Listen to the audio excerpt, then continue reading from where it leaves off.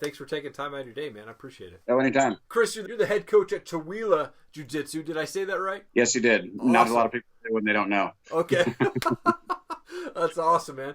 Well, dude, you've trained with Eddie Bravo, Pablo Alfonso, and tons of other guys, man. You know, being trained with those guys, how much confidence does that give you going into your gym as a coach and competing for yourself? I'm not sure confidence would be the right word. What I would say is it gives me just a lot of different knowledge from a lot of different people. And when it comes to Eddie Bravo and both Pablo as well, I've trained with Eddie at a few seminars. He did give me my blue belt, but I really got that from RW Pagao when he was running 10 Planet Spokane. But then they got molded into Warrior Camp right about the time that I got my blue belt, which was about 4 years in. Now, you opened up your gym, if I did my research correctly, back in 2015.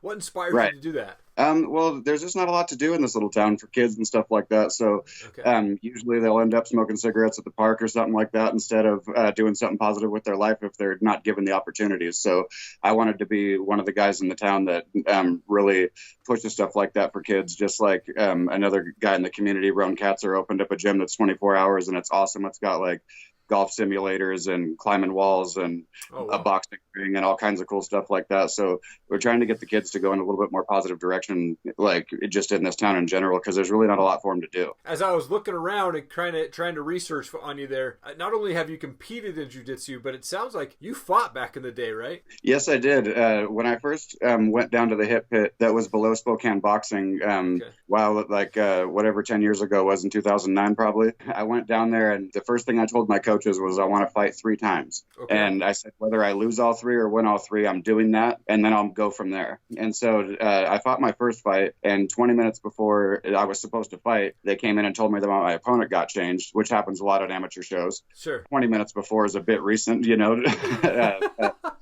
So anyway, I was, as I get into the cage, he's already in there and they're announcing his stuff. And I was having kind of an out of body experience because like when you've never met somebody before and all of a sudden the bell goes ding and you got to go try to punch him in the face really hard. Yeah. I'm just not a violent guy, you know, so like I don't have any reason to be mad at this guy. So it kind of seems surreal, you know, and anyway, his record was 5-2 and he had 5 knockouts and it was my first fight. Oh, wow. And I didn't know that. And I'm glad that I wasn't really present at the time because he might've got 6 knockouts because he came walking across the cage and he pulled a punch from his back pocket, which I wasn't used to in sparring because like people just don't do that, you know. And he swung at me as hard as he could and connected. And thank God it was about right here on my face, which is a place that you can kind of take a punch pretty well. You know, it wasn't behind the ear or on the chin or, you know, and I swelled up immediately and he beat the hell out of me in the first round. And then I ended up worming my way into a triangle position in the second round and tapped him out. Wow. But so it was kind of a crazy fight, but it seems like every time that I fight,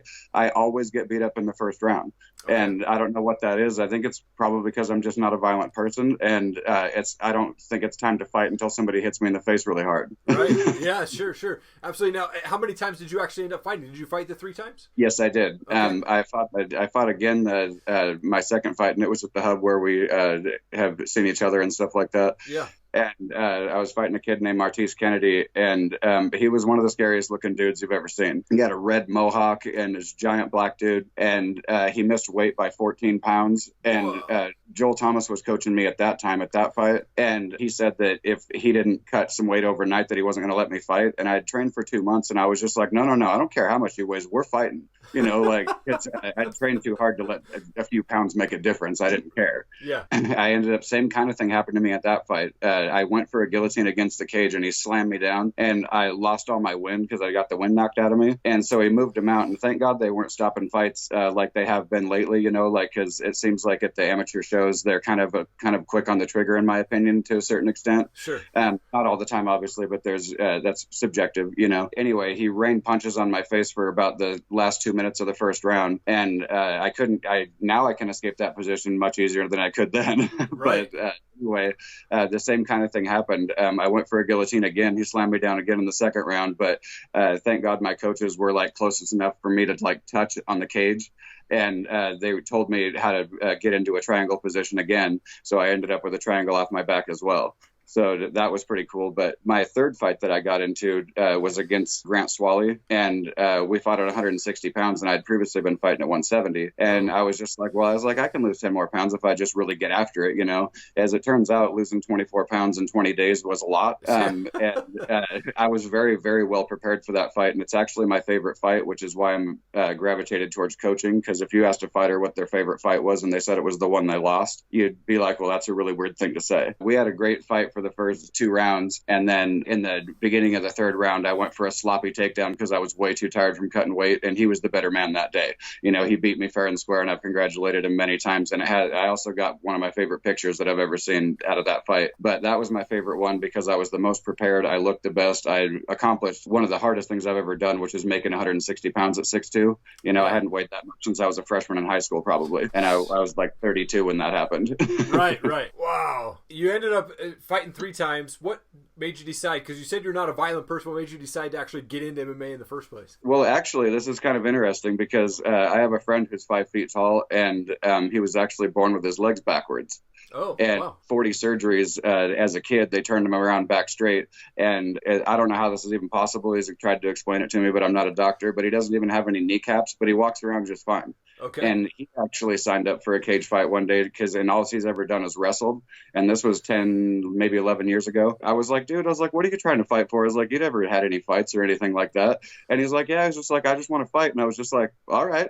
And so I cornered him with my friend Brian, which is ridiculous now that I think about it today because we had no business doing anything. He goes to fight this kid, and his opponent didn't show up. So this other kid that weighed like 145 pounds wanted to fight him because his opponent didn't show up either. And my friend's like, man, he's like, I weigh like 115 pounds, you know, like, and you're like 145. And this kid had a duffel bag with mitts in it and shin pads and stuff like that. And back then people usually didn't roll like that, you know, like not that I ever noticed. And so I'd had a few beers. And so I was like, well, I'll fight you, you know, like, and I don't even know what made me say that. And the kid was like, well, he's like, how much do you weigh? And I was like, I don't know, 180, something like that. And he says to me, is just like, well, he's like, I don't think I want to do that. And I was like, well, that's kind of the same thing you're trying to do to my friend. Now you're just on the underside of the coin rather than the top. And thank God he didn't say yes, because that kid would have beat the shit out of me that day. There's no way I would have won. I had no idea how to fight. Yeah. Like I'd never done anything like that in my life. I haven't been in a fist fight outside what I'm teaching and stuff like that in cage fighting since I was in 8th grade, and I'm very proud of that. Yeah. You know, it was kind of funny because I don't know what made me say that, but you know, like I said, I'm so glad he said no because I would have gotten beaten up that day. Sure, absolutely. Now you coach at Chewelah Jiu Jitsu. I've talked to Josh Dental on my show before. The guy's an absolute beast. Who else out of your camp should us fans be looking for? One of the ones that is flying a little bit under the radar lately because he just got married is Adam Countryboy Collins. Okay. He's also undefeated.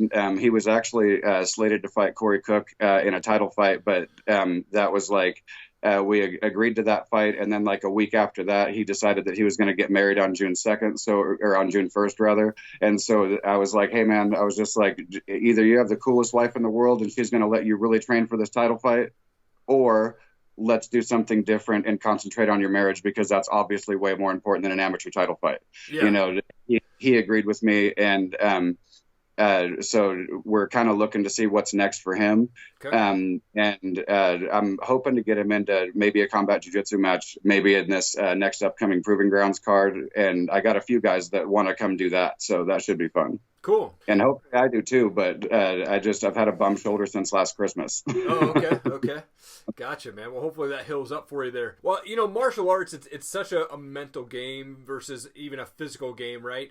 And I mean, so what things do you do to prepare mentally for fights or competitions when you're trying to train for, you know, combat jiu-jitsu or anything like that nowadays? Well, mentally, it's kind of weird for me because I do treat it as a sport and not as a physical conflict. You know, like if I get hit in a fight, or if I get hit sparring or something like that, what goes through a lot of people's heads, I would imagine, is it's like very shocking and it's probably painful, you know. But once it's happened, I don't really like to admit this or whatever, but thousands of times, you know, because I don't really like to think about how many times I've been hit in the head. Sure. Yeah. But like I look at it as a game. So when I get hit, I'm like, oh man, I should have had my hand up, or I should have been in a different position or something like that. So to me, it's much like somebody would prepare for a basketball game or something like that. Because to me, it's not necessarily violent, even though, it's kind of hard to look at it through that lens if you're outside the sport. Right. Right. Yeah, absolutely. Do you have a favorite fighter that you follow? It's always had to be Wanderlei Silva. Okay. Okay, man. And the reason why is just because I would never advise any of my fighters to fight like that, even though sometimes it's hard to get Josh not to. Right. Because once he gets hit, he just wants to hit him back really hard, and I'm trying to get him to set back and reset and not going in, a little wild. But, he's still young and stuff like that. But Wanderlei just goes in guns blazing, and I don't know if I'm sure you have, but if you ever seen his fight with Brian Stann, that was the toughest fight for me ever to pick somebody to root for, because Brian Stann might be one of the best human beings that's ever walked the planet, and Wanderlei Silva's my favorite fighter, So, but that was the greatest fight I've ever seen in my life, probably. But so him probably. And just having the nickname the Axe Murderer is just cool. Right, absolutely. Yeah. Brian Stann is one of the coolest guys. I actually partnered with his organization called Higher Heroes USA back in 2012. So we've been partnered with those guys since 7 years now, and we donate 25% of our profits to those guys, man. And he's not part of Higher Heroes anymore, but he launched that thing, man, and that guy has always been one of my favorite fighters as well. Wanted to shift to a couple of fun questions there, but what type of music do you listen to, man? Do you have a favorite band or a favorite type of music that you listen to? It kind of depends on what I'm doing, because I drive an hour back and forth to work because I work in Spokane and I live up here in Chewelah. Yeah. So I'm always listening to podcasts back and forth to work, and whether it's yours, whether it's Rogan, whether it's Fighter and the Kid or whatever it is. So back and forth to work, there's really no music. But just because I've listened to it, I don't need to hear, whatever song again. But when I am running on the treadmill, I prefer to listen to rap music, but that's about the only time I listen to rap music, because I like running to the beat. And I don't really care what song it is, just as long as the beat's good. Yeah. But as far as regular music, if it was just on, if I was just hanging out outside at a barbecue or something like that, probably some, any kind of classic rock, or, it kind of bums me out that bands like Green Day are, in that category now. So, Right. No, absolutely. What's a favorite cheat meal for you? Oh, I kind of eat whatever I want because I go to the gym regularly besides going to the jiu-jitsu gym. Yeah. So I try to say no to sweets 9 out of 10 times, but my girlfriend happens to be an amazing cook. So that's kind of hard to say no sometimes. Sure. But like a good cheat meal, if I could pick anything I want to eat as many king crab legs if I can stuff in my face. That's awesome, man. That's awesome. Well, Kris, I wanted to give you an opportunity too, man, to just give a shout out to fighters, coaches, teammates, anything like that, man. The video's all yours. All right. I actually gave this a little bit of thought because I've heard you give this opportunity to people before. Yeah. But what I would like to do is a lot of people would be selfish with this time, but I want to give a shout out to the Proving Grounds promotion for being very ethical when it comes up to pairing up their fighters and their fights and stuff like that. They never make lopsided decisions. Obviously, there's going to be some quick fights from time to time. That's just the game.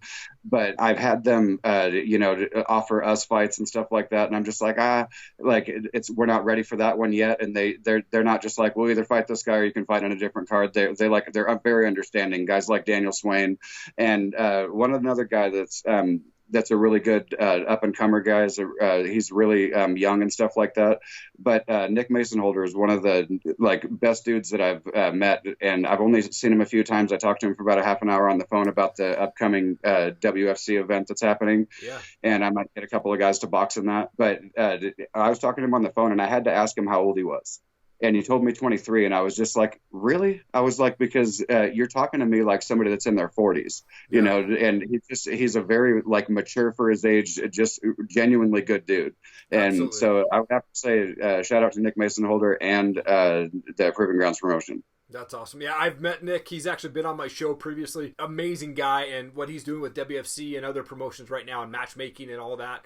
He's doing an awesome job. I gotta agree with you on that, man. He's a really, really good dude. Kris, thank you so much, man, for your time today, man. I appreciate it. I'm excited to see where your camp goes, man. And obviously you got a bunch of warriors coming out of there. Looking forward to seeing everybody back in the cage soon, and hopefully you can heal up soon, man. I appreciate your time. Hey, thanks a lot, man. I really appreciate it. Thank you so much for hanging around. Really appreciate it. If you'd like to see more videos from Top Rated MMA and the Bearded Biz Show, please click the playlist and also hit subscribe to our channel. Become part of the Top Rated MMA and Bearded Biz community. We would really appreciate your support. Also, please leave a comment below. I will read and respond to all of them. Thank you so much. Have an awesome day.